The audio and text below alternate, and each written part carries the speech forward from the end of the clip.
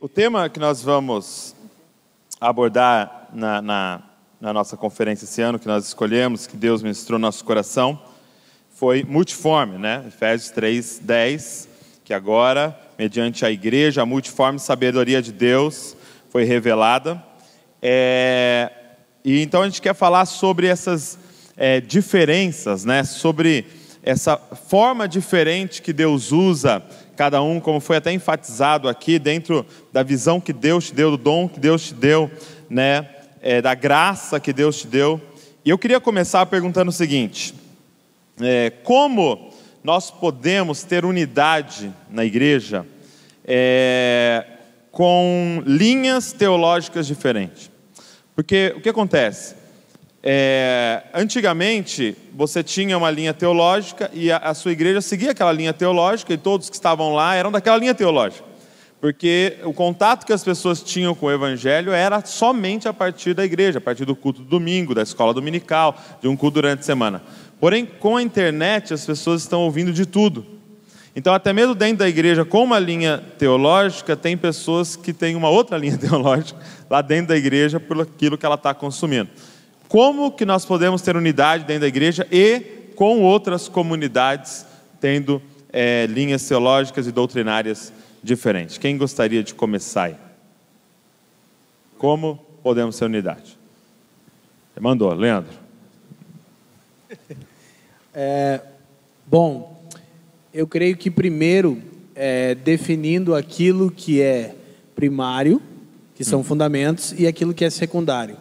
Um exemplo a respeito de linhas teológicas que causam conflito. Escatologia.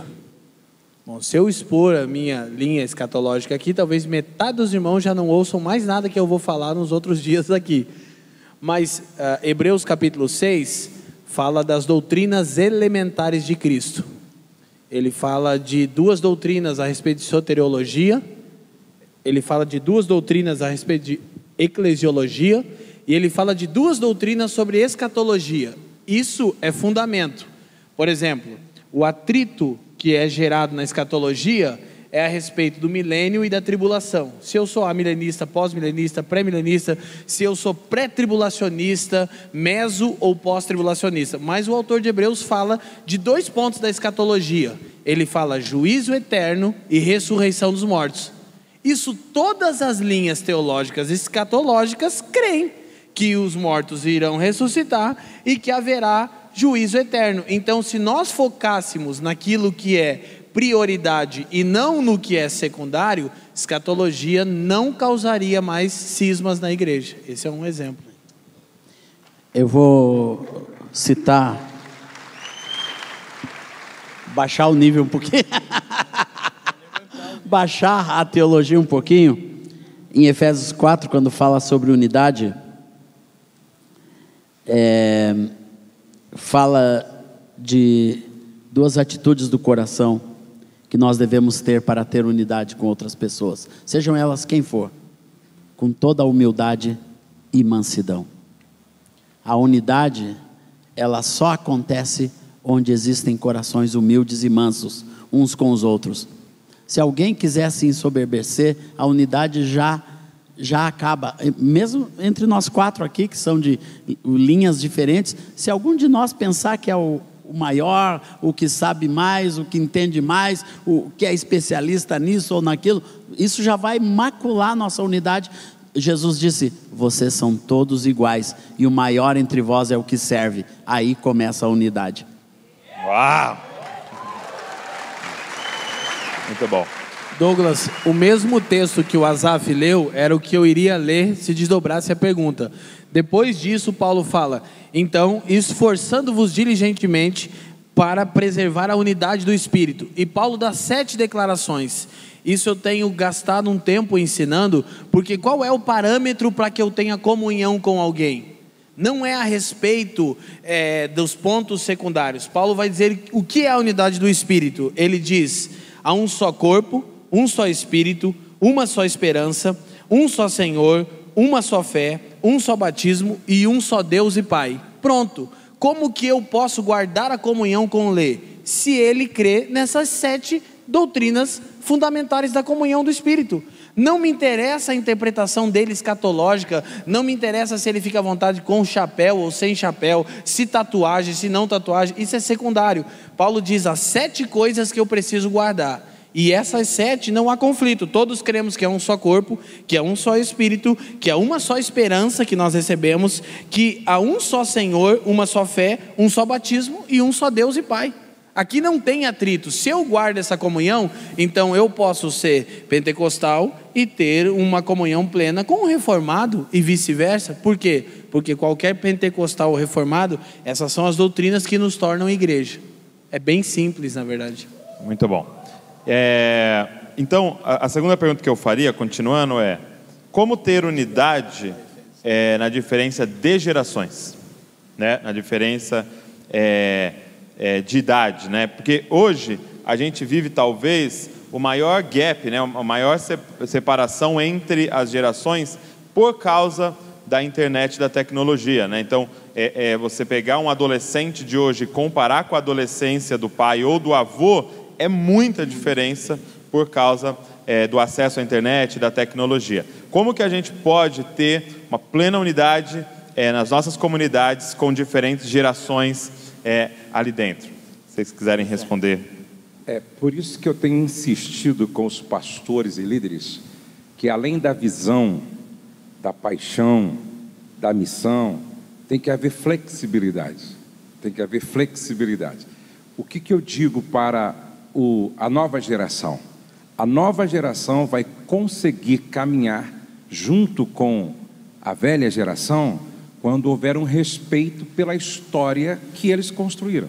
Eu costumo dizer que quem não respeita a história não é digno de fazer parte dela.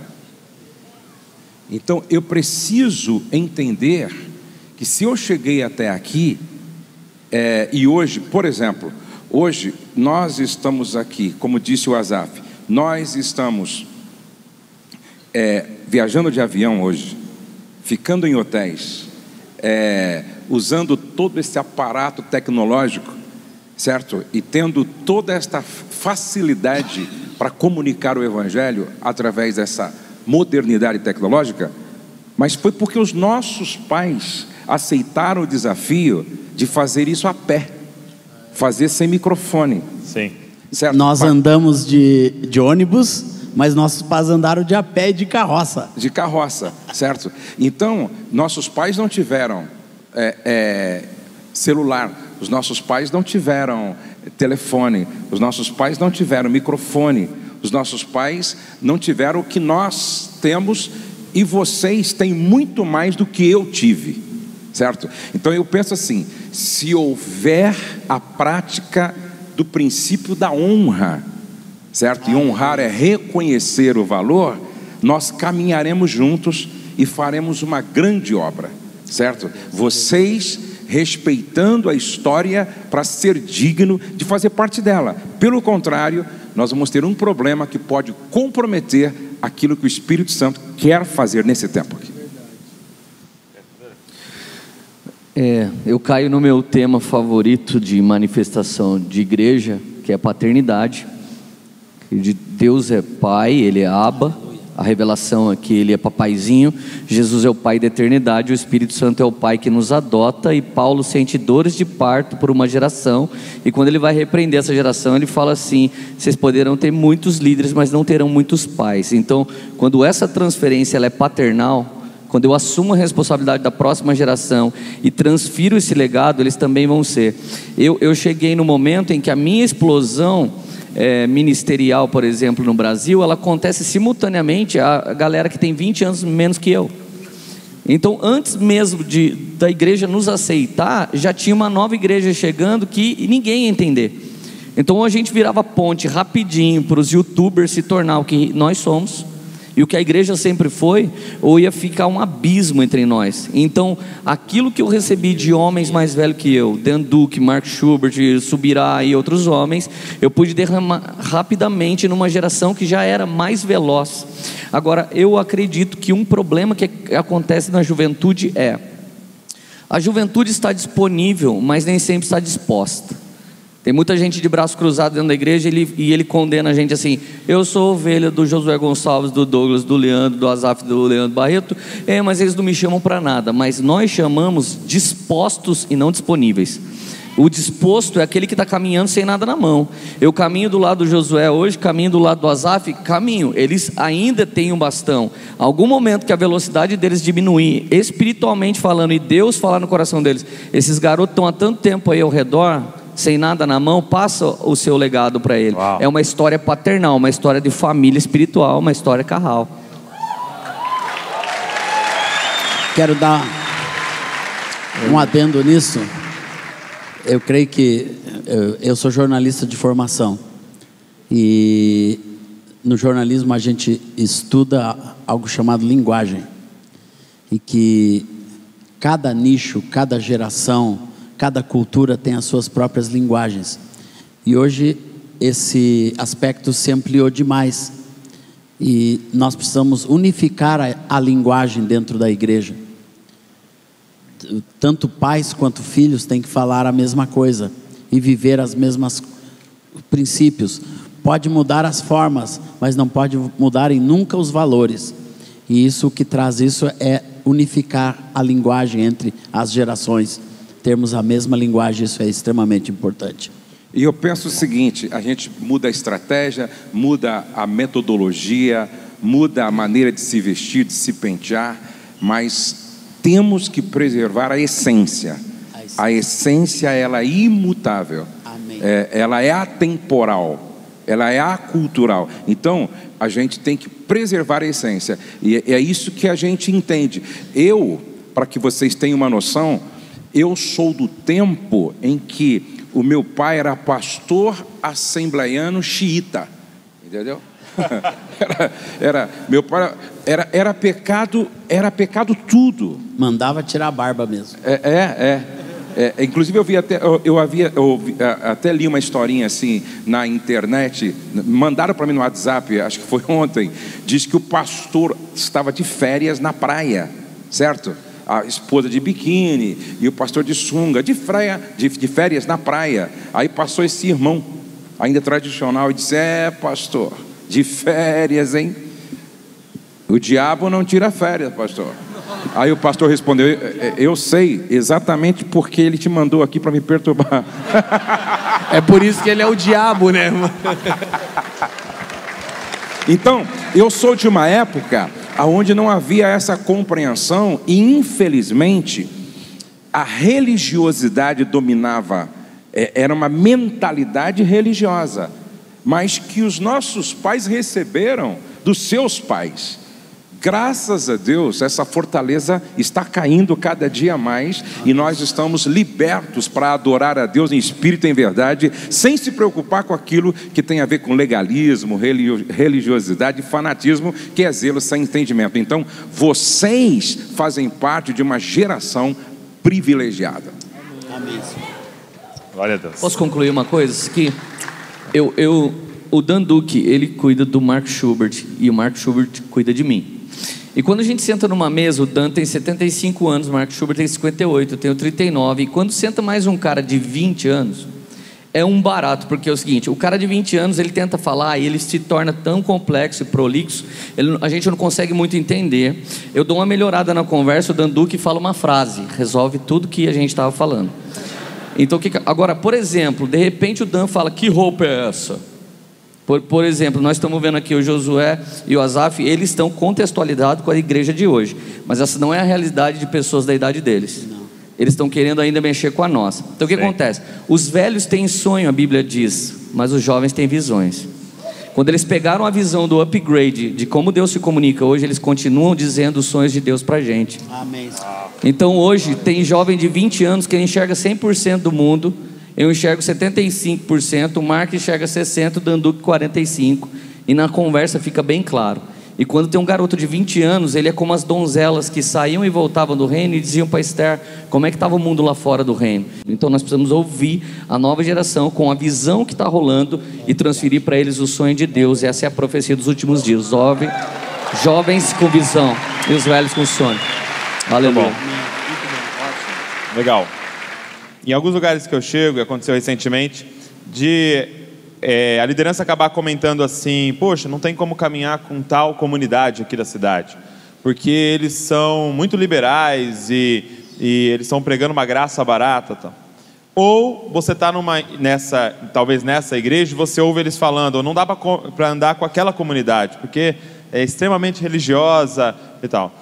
A minha pergunta é: qual é o limite da unidade?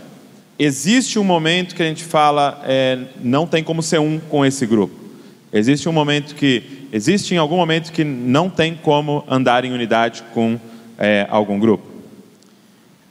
Eu peço permissão para começar essa resposta, porque eu transito em inúmeras comunidades, e pastor Josué, por certo, e você também, Douglas, e os outros irmãos aqui também, nós que temos esse ministério itinerante, a gente transita por diferentes igrejas, visões, denominações, né? E eu acredito que a coisa mais importante é nós aprendermos a identificar o que cada grupo tem e aprender a valorizar e andar perto e junto com aquilo. Tem algumas igrejas que a gente sabe que são complicadas, não só na sua teologia, mas na sua maneira de ser. Para mim, a única coisa que impede a comunhão e a unidade é o pecado e a prática do pecado. Quando a gente vê claramente um grupo ou um pastor, há um tempo atrás, uma determinada igreja me telefonou para me convidar para ministrar lá. Eu disse: irmão, eu não vou, porque eu não apoio a maneira como o seu pastor vive. E disse com toda a clareza, com toda a sinceridade, porque eu não podia me colocar debaixo daquele pastoreio, porque estava completamente contra os princípios de vida, moral e de família nos quais eu acredito. Então, quando eu vejo uma prática de pecado muito clara, muito expressa e que diz respeito à integridade, e para mim isso limita o limite da unidade, comunhão e a unidade. Eu penso que, obviamente, se o fundamento não é Cristo, é o que o Asaf está falando, eu não posso comungar com alguém que não tem uma nova natureza. Agora, se a gente está só no ponto de divergências, por exemplo, o tema que você tocou, Douglas, da graça, ele ainda não está claro para nós no Brasil. Então a gente fala sobre isso nos bastidores, né? A gente conversa bastante. Então, agora isso é tolerável desde que não rompa o limite. Nós estamos promovendo encontros em Curitiba, o Lê vai lá agora com o Brunão, que a gente está falando exatamente sobre isso. Efésios 3,18 diz que é com todos os santos que nós podemos compreender a altura, largura, profundidade e comprimento. Ninguém tem tudo. E as cartas escritas às igrejas do Apocalipse 2 e 3, elas mostram essa verdade de forma incrível. Você percebe que cada igreja numa região tem uma revelação parcial de quem Cristo é. Você não tem uma igreja que tenha tudo. Se você fosse em Éfeso e perguntasse quem era Cristo, eles diriam que ele é aquele que tem as 7 estrelas na mão. Mas se você fosse a Pérgamo, eles diriam: quê? Estrela? Ninguém aqui sabe de estrela nenhuma. Ele tem uma espada aguda saindo de sua boca. Ambas são verdades, porém verdades parciais. Eu preciso compreender que cada localidade, que cada grupo em Cristo tem uma revelação parcial que me leva a experimentar uma visão ampla. Paulo ora pelos Efésios 2 vezes. Em Efésios 1, ele pede espírito de sabedoria e revelação pelos olhos iluminados. E em Efésios 3, ele ora pela compreensão plena. Então o Espírito abre os meus olhos, mas a visão é só com todos os santos. Amém. Então eu preciso reconhecer a revelação parcial de Cristo que um grupo tem. Mais alguém? Eu penso que dentro do que o Leandro tinha dito na primeira fala, se o que se discute está dentro do secundário, não faz sentido a gente não comungar, não celebrar, não adorar com essa comunidade. Agora, se é uma comunidade que prega uma teologia que compromete todo o plano de salvação, não vale a pena comungar, não se deve adorar e nem se misturar, certo? Por exemplo, se essa comunidade é fruto de uma rebelião. Eu não aconselho as outras igrejas que caminham dentro desse espírito de unidade. Como disse o próprio Asaf, eu decidi nunca dividir a igreja de Cristo. Então, por exemplo, se as pessoas me convidam para um evento de família, certo? E eu sei que é uma igreja que é fruto de uma rebelião. O líder se rebelou, dividiu, causou um estrago enorme, certo? Para a igreja de Cristo naquela cidade. Eu não vou e não aconselho ninguém ir. Muito bom. A gente recebeu uma pergunta interessante, que foi a seguinte: qual deve ser a minha atitude e o cuidado que devo ter com os liderados, quando no meio deles há aqueles que não querem nada e só atrapalham a unidade de Cristo? O que fazer quando alguém no meio da comunidade está atrapalhando a unidade dos irmãos, causando uma divisão? A Bíblia diz com ele: nem comais. Meu Deus. Olha, eu quero dar um conselho para os jovens aqui. Tem uma mensagem que eu prego, certo? Que na submissão está o milagre da transformação. Foi quando Maria discerniu que Jesus era uma figura de autoridade e se submeteu ao que ele disse para ela, e influenciou os outros a se submeterem também. Foi nesse contexto que aconteceu o milagre de transformação. Mas quando você lê a palavra, você percebe que na insubmissão, na rebelião, está a deformação.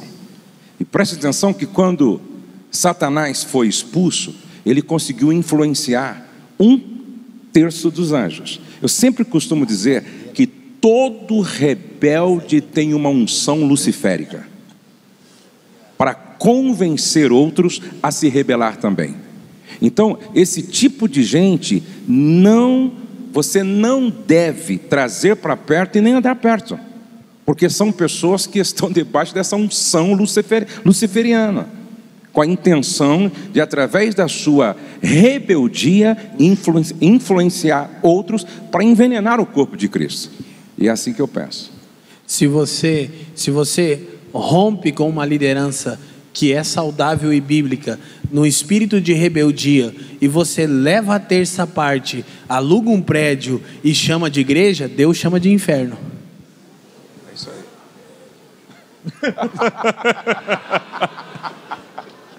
Vamos aplaudir, porque é uma Amém. verdade. É uma verdade, é uma verdade. E por último, a última pergunta também nós recebemos do Caleb. Eu queria que cada um respondesse para a gente encerrar esse momento. Se Jesus não voltar agora, o que esperar dos próximos 10 anos da igreja brasileira, na visão de vocês? Começa o nosso decano. Começa então na sequência. Os próximos 10 anos. Olha, existe uma linha muito pessimista, certo? De pregadores pessimistas, são quase que os mensageiros do caos. Eu particularmente sou muito otimista. Eu quando olho para vocês, quando eu olho para esses 2 Leandros aqui, certo? Eu me encho de esperança. Quando eu olho para o Douglas, eu me encho de esperança. Eu não tenho dúvida, nesses próximos 10 anos, coisas extraordinárias de Deus vai acontecer nessa nação. Eu estou acompanhando esse movimento através desta nova geração e de líderes que Deus vem levantando, e eu creio que esse vai ser um tempo de uma grande colheita, vai ser um tempo de um mover extraordinário do Espírito Santo, e eu quero crer que os homens que Deus vai usar de forma estratégica e extraordinária estão aqui dentro hoje à tarde, nesse início de noite. Eu tenho uma visão muito otimista em relação à igreja nesses próximos 10 anos. Barreto. Eu também não poderia pensar diferente. É o tempo de maior peneira, né, da história da igreja. Quem é realmente vai dar para a gente saber que quem não é também. Eu acho que a definição está vindo depois desse tempo político no Brasil. É muito profético esse momento. Não é uma questão política, é uma questão extremamente espiritual. Agora, minha grande motivação é, por exemplo, eu estou aqui sentado e só consigo reconhecer isso pela graça, porque o número de gente incrível sentado nos vendo é cada dia maior nas igrejas.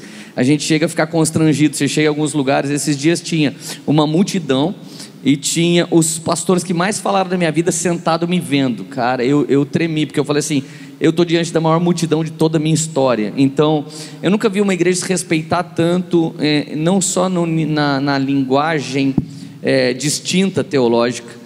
Eu nunca vi uma igreja se respeitar tanto numa questão de cultura e pensamentos diferentes. Então é muito motivador. Hoje você pega uma conferência, tem um reformado, tem um jocomeiro, tem um poemeiro, tem um cara, sabe, um assembleiano, e tem um arminiano, e tem um calvinista, e todo mundo consegue entender a fatia que ele trouxe de restauração para a igreja de Cristo, sabe? Eu nunca vi isso 10 anos atrás. E hoje você olha em certos cartazes assim de conferência, cada mês que passa é mais impactante. Você fala, nossa, fulano vai cantar com ciclano, tipo, tal pregador vai estar junto. Cara, eu quero ver isso. Então um completa o outro. E o mais bonito, a cricrisice, sabe, o ranço da galera está diminuindo e está aumentando o nível de unidade. Vamos falar daquilo que não nos divide, vamos falar de... Está todo mundo meio que nesse tempo, sabe? E a verdade é que não importa mais a cor do gato. O que importa agora é se está comendo rato, porque o rato está aí solto e o gato somos nós, amém? Deus vai levantar rajado, branco, preto, de tudo quanto é cor. Vamos ter que devorar o rato a partir de agora.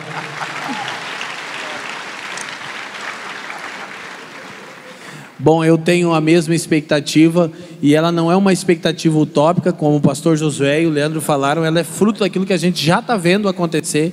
Nós estamos aqui. Nós já estamos construindo essa nova história. Há uma mudança, uma transição de governo no Brasil, está muito claro. A igreja está alcançando uma maturidade. Eu creio que a gente tem processos ainda pela frente, mas uma das maiores lições, e essa é a quarta que eu aprendi com o Senhor, foi quando o Senhor me levou a encarar Efésios 5:27, de uma forma que eu nunca tinha encarado. Diz que a igreja será gloriosa, sem mancha, mácula, ruga ou coisa semelhante. E eu disse para Jesus há muitos anos atrás, eu não consigo ver isso. E ele disse, embora você não veja, meu sacrifício é suficiente para construir essa realidade. Então isso mudou toda a minha vida, o meu entendimento da Fran, e a gente decidiu dar a nossa vida por aquilo que Jesus deu, uma igreja gloriosa, que compreende a sua natureza, quem nós somos, e a sua vocação, o encargo que recebemos da parte de Deus. E sem dúvida, você percebe que a igreja do Brasil está numa jornada de maturidade. São alguns anos, mas eu estou muito feliz. Eu espero daqui 10 anos ver frutos poderosíssimos. Amém. Daquilo que a gente está plantando aqui, porque estamos plantando com vida, né? Glória a Deus. Eu também, como pastor Josué, sou extremamente otimista com a igreja.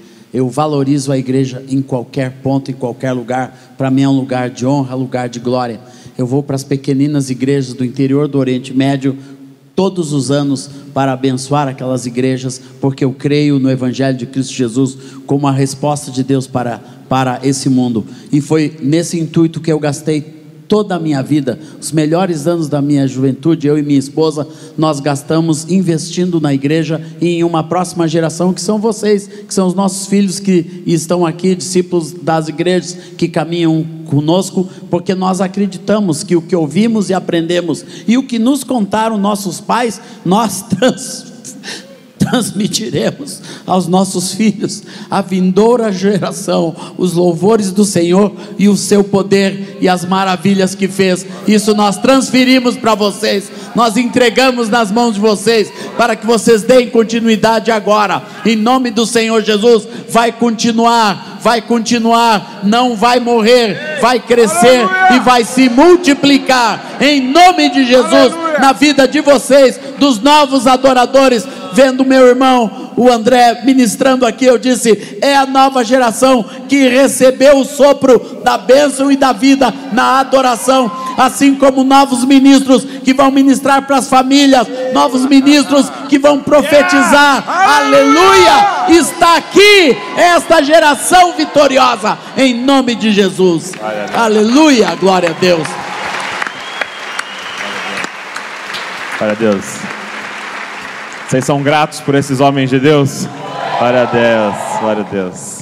Se é verdade, se coloque de pé. Eu queria pedir para o Azaf orar por nós nesse momento, aleluia, por tudo isso que foi falado e ministrado neste lugar. Aleluia, Senhor, te damos graças, honra, glória e louvor, Senhor. Sim, o que ouvimos e aprendemos e o que recebemos dos nossos pais, nós estamos transferindo a outra geração, Senhor, que vai dar continuidade ao transbordar da graça, da brisa suave de Deus neste mundo, na nossa nação, pelas nações da terra. Aqui estão os teus missionários, homens, meninos, meninas, que tu vais levar para outras nações, para serem bênção, para levarem a vida de Deus, e nós os abençoamos em nome de Jesus. Tua graça no decorrer desse encontro, um fluir genuíno do rio de Deus esteja no nosso meio, para a honra e glória do teu nome. Abençoa querido Douglas, Senhor, na liderança desse projeto, e os demais irmãos que estão com ele. Tudo aqui seja em paz, em ordem, Senhor, e traga prosperidade para o teu reino, e mais pessoas parecidas com Jesus. Amém. Amém.